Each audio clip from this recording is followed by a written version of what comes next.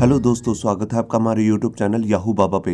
ये हमारा PHP course से रिलेटेड 19 ट्यूटोरियल है और इस कोर्स में आप पीएचपी का व्हाइल लूप सीखने वाले हैं। तो आइए पहले समझते हैं लूप का क्या मतलब होता है।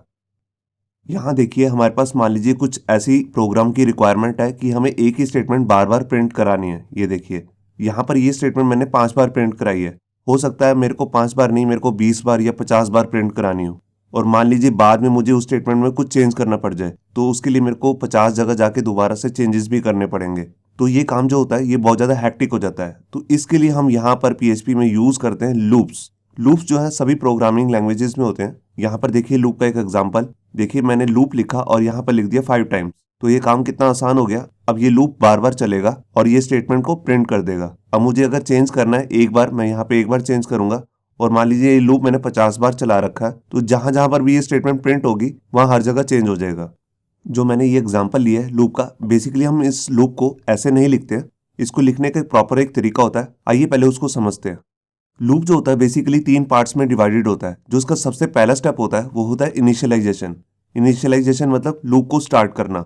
लूप को स्टार्ट करने के लिए हम एक वेरिएबल के अंदर एक वैल्यू साइन करते हैं जहां से हमारे को लूप चलाना है। और उसके बाद आती है हमारी कंडीशन। कंडीशन जो होती है वो जो हमने लूप की इनिशियलाइजेशन की है जिस वेरिएबल से, उसके ऊपर हम एक कंडीशन लगाते हैं। और हर कंडीशन के 2 ही रिजल्ट हो सकते हैं, या तो वो ट्रू होगा या फिर वो फॉल्स। अगर जो कंडीशन है वो फॉल्स हो चुकी है तो वो आउट ऑफ द लूप चला जाएगा, मतलब कि लूप के अंदर ही नहीं आएगा, वो लूप से बाहर चला जाएगा। और मान लीजिए अगर कंडीशन हो जाती है ट्रू, तो वो लूप के अंदर आएगा और लूप के अंदर जितनी भी स्टेटमेंट्स हमने लिखी हुई है उन सबको वो प्रिंट कर देगा।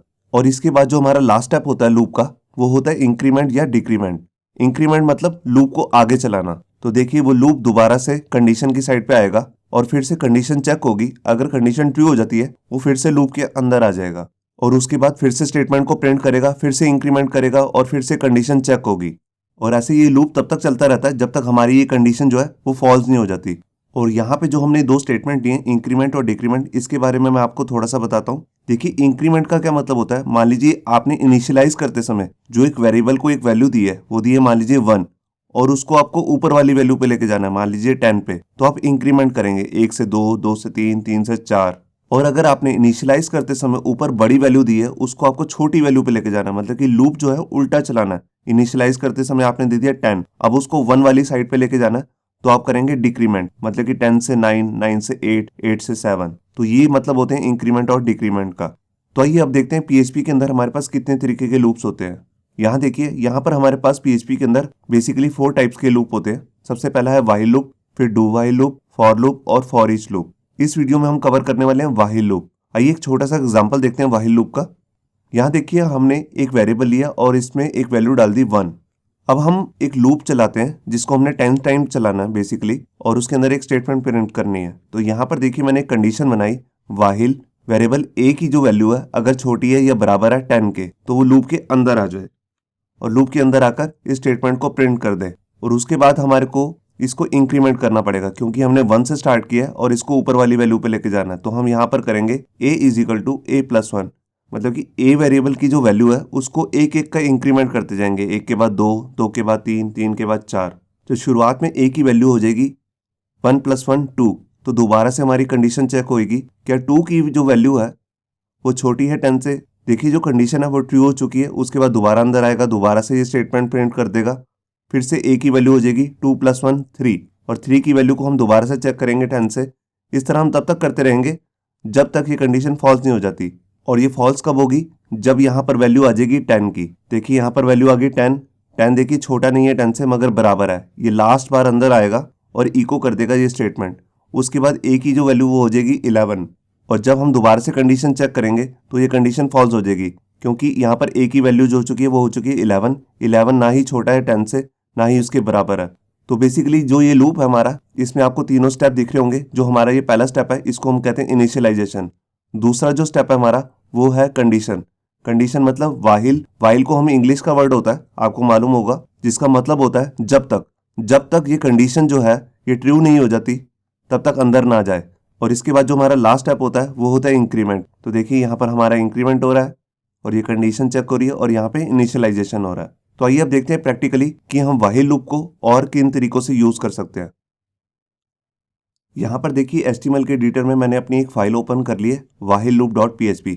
अब यही वाली फाइल मैंने अपने यहाँ पर ब्राउज़र में भी ओपन कर लिया। फिर सबसे पहले मैंने लिखा लोकल होस्ट, फिर उसके बाद फोल्डर का नाम, और यहाँ पे आगे हमारी फाइल whileloop.php। अब यहाँ पर आकर मैं सबसे पहले एक वेरिएबल को इनिशियलाइज कर लेता हूँ। ए नाम का एक वेरिएबल ले लिया और उसके अंदर वैल्यू साइन कर दी 1।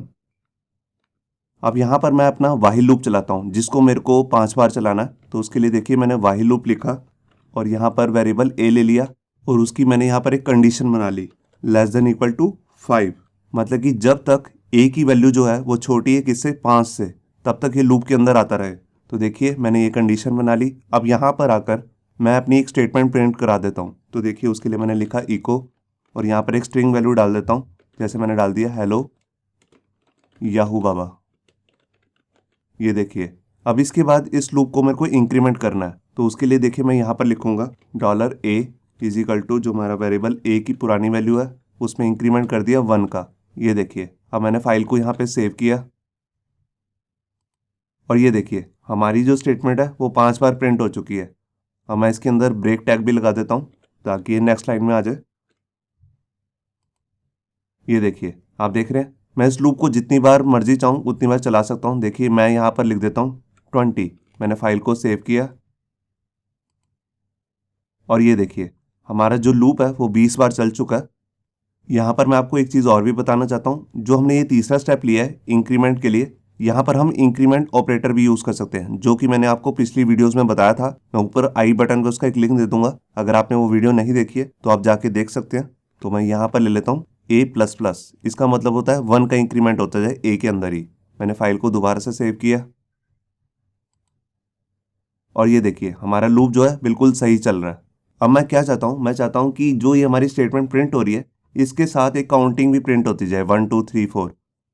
तो उसके लिए मैं यहाँ पर क्या करूँगा, इको में ही यहाँ पर वेरिएबल ए की वैल्यू को भी प्रिंट करा देता हूँ। तो देखिए मैंने लिखा ए और यहाँ पे मैं कॉन्कैटिनेशन साइन का यूज़ करूँगा क्योंकि मेरे को न्यूमेरिक वैल्यू के साथ एक स्ट्रिंग वैल्यू को प्रिंट करना है। मैंने फाइल को सेव किया और ये देखिए हमारी काउंटिंग भी प्रिंट हो चुकी है। यहाँ पे मैं इसको थोड़ा सा अट्रैक्टिव बना देता हूँ। मैं यहाँ पर लगा देता हूँ राउंड ब्रेसेस और उसके बाद स्पेस। मैंने फाइल को सेव किया और ये देखिए यहाँ पे ए की वैल्यू जो बार बार इंक्रीमेंट हो रही है उसको हम यहाँ पे प्रिंट करते जा रहे हैं। अब मान लीजिए ये लूप को मुझे उल्टा चलाना है, तो उसके लिए मैं यहाँ पे क्या करूँगा, यहाँ पर मैं दे देता हूँ जैसे 10 और इसको मेरे को लेके जाना है 1 तक। तो यहाँ पे मैंने लिखा 1। अब मैं उल्टी कंडीशन चेक करूँगा। तो यहाँ पे चेक करूँगा वाहिल मतलब जब तक ए की वैल्यू जो है वो बड़ी है 1 से, तब तक ये लूप चलता रहे। और अब मैं ऊपर वाली वैल्यू को नीचे लेके आ रहा हूँ, तो यहाँ पर हम यूज़ करेंगे डिक्रीमेंट का। तो यहाँ पर मैं यूज़ करूँगा A-, जिसमें 1 की वैल्यू का डिक्रीमेंट होता जाएगा। मैंने फाइल को सेव किया और ये देखिए यहाँ पर पहले 10 प्रिंट हुआ, फिर 9, फिर 8, फिर 7। तो आपने देखा हम वाहिल लूप को उल्टा भी चला सकते हैं और सीधा भी। बस दोनों के लिए आपको इंक्रीमेंट या डिक्रीमेंट का यूज़ करना होगा। अब मैं आपको दिखाता हूँ कि अगर मैं PHP की हेल्प से HTML के टैग के अंदर इसको प्रिंट करना चाहता हूँ, मान लीजिए मैं इसको अनऑर्डर लिस्ट में प्रिंट कराना चाहता हूँ, तो उसके लिए यहाँ पर मैं वाहिल लूप से पहले अपना अनऑर्डर जो लिस्ट होती है, मतलब कि उसका टैग है UL टैग, उसको शुरुआत कर देता हूँ।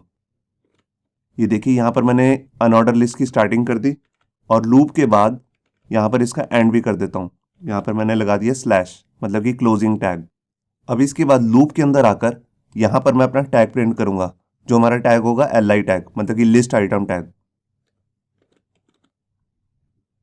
ये देखिए जैसा कि मैंने आपको पहली वीडियोस में बताया था कि जो भी टैग्स होते हैं HTML के वो इन्वर्टेड कोड के अंदर ही आएंगे। अब ये देखिए मैंने इसकी स्टार्टिंग कर दी, अब मैं इसका एंड भी कर देता हूँ। तो मैं यहाँ एंड में आके जहाँ हमने ये BR टैग लिया था अब इसकी कोई ज़रूरत नहीं है। ये देखिए यहाँ पर मैंने LI टैग को क्लोज कर दिया।